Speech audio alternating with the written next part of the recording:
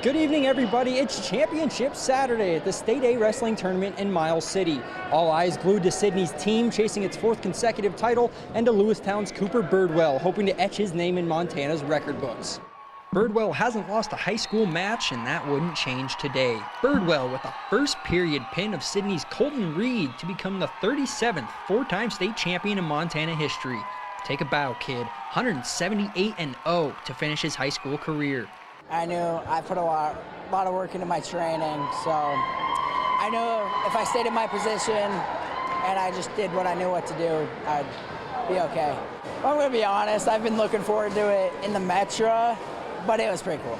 Milkshakes and steaks tonight to celebrate the four-timers. He helped the Eagles to a third-place finish. Cool moment to open the championship round as Frenchtown brothers Landon and Isaac Stewart met for the 103-pound title. Senior Landon wasn't taking it easy today as he caps an unbeaten season with a state championship. The Broncs were looking to double up on titles with Eli Warner at 120 pounds, but Havre's Mick Chagnon had other ideas. Chagnon is bringing an individual crown back to the High Line. The Blue Ponies had two of those today. Junior Orion Thieveridge defeats Lewistown's Keaton Potter for the 170-pound title, and he's a two-time state champion. Miles City had a pair of wrestlers battling for titles, but only one of the hometown kids stood atop the podium.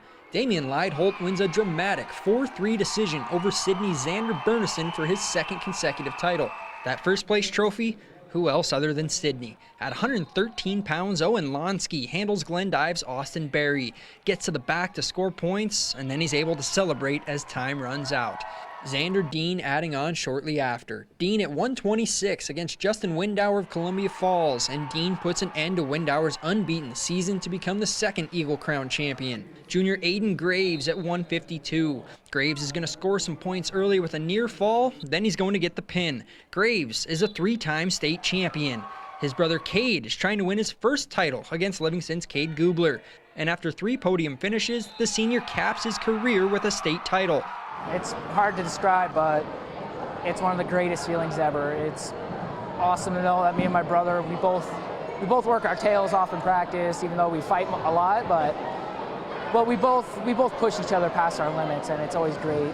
Sidney dominated with the big fellas too. Riley Waters at 205 makes quick work of Laurel's Connor Olshak. Waters finishes his career with state championship number 3. Brody Scogan would close it out for the Eagles. This escape is the match's only point as Sidney racks up 326.5 on its way to its 4th consecutive Class A state championship. Laurel would sandwich between Lewistown and Sidney in second place despite no state champions. Some of our toughest matches this year were in a wrestling room. I was wrestling Riley Waters, he's a 3-timer now. I mean, there's no better practice partner out there than that. And Trey Skeppins placed 3rd.